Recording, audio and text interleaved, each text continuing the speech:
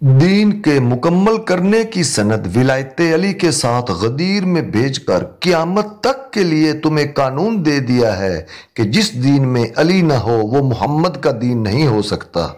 بسم اللہ الرحمن الرحیم۔ شروع اللہ کے نام سے جو بڑا مہربان نہایت رحم والا ہے۔ جنید مرتضی چچر کی طرف سے تمام بہنوں بھائیوں کو السلام علیکم ورحمۃ اللہ وبرکاتہ۔ رسول کریم صلی اللہ علیہ وسلم نے ایک دن مدینہ میں اعلان کیا کہ جس نے تیاری کرنی ہے کر لے، میں جا رہا ہوں حج پہ اور یہ ہے میرا زندگی کا آخری حج۔ آخری حج کا بتلا کر نبی کریم صلی اللہ علیہ وسلم نے سب کو موقع دیا کہ کوئی بھی گھر میں نہ رہے، حج کو چلے۔ حج ادا ہوا۔ حج ادا کرنے کے بعد نبی کریم صلی اللہ علیہ وسلم تمام مسلمان حجاج کرام کے ساتھ واپس روانہ ہوئے کہ ایک مقام پر آپ کی اونٹنی قصوہ نے قدم روک لیے۔ جناب نبی پاک نے اونٹنی سے وجہ پوچھنی چاہی تو دیکھا کہ قصوہ کی مہار پہ جبریل علیہ السلام کا ہاتھ تھا۔ آواز رسالت آئی، جبریل آپ کس لیے آئے؟ فرمایا حکم پروردگار ہے۔ کیا آیا ہے حکم پروردگار؟ کہا وہ اللہ کہہ رہا ہے یا ایھا الرسول۔ پس عہدہ سے بلانا تھا کہ نبی کریم صلی اللہ علیہ وسلم کو پتہ چل گیا کہ حکم کوئی سخت ہے جو آج عہدے سے بلایا جا رہا ہے۔ یہ تو مجھے مزمل کہہ کر بلاتا تھا، مجھے یاسین کہہ کر بلاتا تھا، یا تو مدثر کہا جاتا تھا، مگر آج اس لاڈ پیار والے ٹائٹل سے نہیں پکارا جا رہا، آج عہدے سے پکارا جا رہا ہے کہ یا ایھا الرسول بلغ ما انزل الیک من ربک وَإِن لَّمْ تَفْعَلْ فَمَا بَلَّغْتَ رِسَالَتَهُ وَاللَّهُ يَعْصِمُكَ مِنَ النَّاسِ۔ اے رسول پہنچاؤ جو کچھ بھی آپ کی طرف آپ کے رب کی جانب سے نازل کیا گیا ہے۔ اگر آپ نے ایسا نہ کیا تو آپ نے رسالت کا کوئی کام نہیں کیا اور آپ کو اللہ تعالیٰ لوگوں سے بچا لے گا۔ بے شک اللہ تعالیٰ کافر لوگوں کو ہدایت نہیں دیتا۔ یہ دن جمعرات کا 18 ذی الحج 10 ہجری بمطابق 21 مارچ جوفا کے مقام پر یہ قافلہ تھا۔ الجحفہ یا الجوفہ مکہ معظمہ سے 13 میل کے فاصلے پر ہے۔ یہ وہ مقام ہے جہاں سے مدینہ، مصر، شام اور عراق والوں کے رستے الگ الگ ہو جاتے ہیں۔ اس کے قریب کوئی 1.5-2 میل کی مسافت پر ایک تالاب ہے۔ عربی میں تالاب کو غدیر کہتے ہیں اور اس کے صحیح محل وقوع کو تاریخ و حدیث کی زبانیں خم کے نام سے یاد کرتی ہیں۔ اس منزل پہ نبی کریم صلی اللہ علیہ وسلم نے کہا قافلے کو روک دو۔ قافلہ رک گیا۔ تاریخ کہتی ہے نبی صلی اللہ علیہ وسلم نے انگلی کو اٹھایا اور انگلی کے اشارے سے آپ نے پیچھے والوں کو آگے آنے کا کہا اور دوسری طرف آگے جانے والوں کو پیچھے آنے کا کہا۔ یہاں تاریخ کا نہیں، ہم معصوم کا حوالہ دیتے ہیں۔ معصوم سے کسی نے پوچھا کہ مولا صحابہ کرام کو بلایا کیوں تھا؟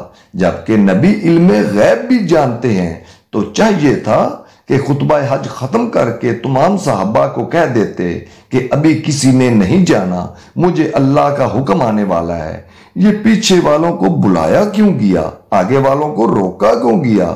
معصوم نے فرمایا اے بندے تو کیا سمجھتا ہے کہ ہمارے نانا کی جو انگلی اٹھ رہی تھی وہ پیچھے والے لشکر کو اور آگے والے لشکر کو رکنے کے لیے کہہ رہی تھی؟ جب نبی کی انگلی پیچھے جا رہی تھی تو آدم تک کے آدمی کو جا رہی تھی اور جب آگے جا رہی تھی تو قیامت تک کے آدمی کو جا رہی تھی۔ اب منبر کا سوچا گیا کہ اس اجاڑ بیابان شدید گرم ریگستان میں منبر کا کیا کیا جائے۔ نبی کریم صلی اللہ علیہ وسلم نے حکم دیا کہ کچھ اونٹوں کے پالان یعنی کاٹھیاں اتارو۔ کاٹھیاں اتار لی گئیں۔ حضور صلی اللہ علیہ وسلم کی ہدایت کے مطابق انہی کاٹھیوں کا منبر بنایا گیا۔ منبر بن چکا تو آپ صلی اللہ علیہ وسلم منبر پر آئے۔ اللہ پاک کی حمد و ثنا کے بعد مجمع سے پوچھا کیا میں تمہارا مولا ہوں؟ کیا تم مجھے اپنا مولا مانتے ہو؟ مجمع نے بیک آواز کہا کہ کیوں نہیں، بلا شبہ آپ ہی ہمارے مولا ہیں۔ پھر مجمع میں سے علی کو آواز دے کر منبر پر بلایا۔ جب علی آ چکے تو نبی کریم صلی اللہ علیہ وسلم نے جناب علی علیہ السلام کے دونوں ہاتھ پکڑ کر اوپر کیے اور فرمایا من کنت مولا ہو فہذا علی مولا، جس کا میں مولا تھا اس کے علی مولا ہے۔ تاریخ میں درج ہے کہ جب مولا علی کے ہاتھ پکڑ کر نبی کریم نے اوپر کیے تو مولا علی کی بغل کی سفیدی نظر آ رہی تھی۔ خطبہ غدیر ختم ہونے کے بعد نبی کریم صلی اللہ علیہ وسلم نے منبر توڑوا دیا، یعنی ختم کروا دیا۔ پالان واپس اونٹوں پر رکھ دیے گئے۔ اب میری ناقص فہم کے مطابق اس میں بھی راز تھا کہ نبوت جب امامت کو جانشین مقرر کرتی ہے تو منبر سابقہ منبروں سے الگ ہونا چاہیے اور پھر اس منبر کو توڑوا بھی دینا چاہیے تاکہ قیامت تک کوئی دوسرا امامت و ولایت کا دعویٰ نہ کر سکے۔ نبی کریم صلی اللہ علیہ وسلم کے خطبہ غدیر کے بعد ایک شخص حارث ابن نعمان فہری لوگوں میں یہ کہنے لگا کہ رسول اللہ نے تو اپنے بھائی علی کی محبت میں یہ اپنی طرف سے اعلان ولایت کر دیا ہے، میں ابھی جا کر پیغمبر سے اس چیز کے متعلق سوال کرتا ہوں۔ حارث حضور صلی اللہ علیہ وسلم کے پاس آ کر کہنے لگا کہ علی کی ولایت کا اعلان آپ نے اپنی طرف سے کیا ہے یا اللہ کی طرف سے کیا ہے؟ استغفر اللہ۔ نبی کریم صلی اللہ علیہ وسلم نے فرمایا میں نے اپنی طرف سے کبھی کچھ نہیں کہا، وہ کچھ کہتا ہوں جو وہی خدا کہتی ہے۔ وہ حارث بدبخت اپنا چہرہ آسمان کی طرف کر کے کہنے لگا اے خدا، اگر محمد سچے ہیں تو مجھ پر آسمان سے عذاب نازل فرما۔ جیسے ہی اس انسان نما شیطان نے یہ جملہ کہا عذاب خدا آ گیا، آسمان سے پتھر اس کے سر پر آ گرا اور وہ وہیں واصل جہنم ہو گیا کہ اب جس نے انکار ولایت کیا چاہے وہ آدم کی امت تھا یا نوح کی امت، کیونکہ یہاں شریعت مکمل نہیں ہو رہی، یہاں دین مکمل ہو رہا ہے۔ دین آدم سے لے کر نبی صلی اللہ علیہ وسلم تک ایک ہی تھا۔ اب اللہ تعالیٰ نے غدیر کے مقام پر الیوم اکملت لکم دینکم، میں نے دین کے مکمل کرنے کی سند ولایت علی کے ساتھ غدیر میں بھیج کر قیامت تک کے لیے تمہیں قانون دے دیا ہے کہ جس دین میں علی نہ ہو وہ دین محمد کا دین نہیں ہو سکتا۔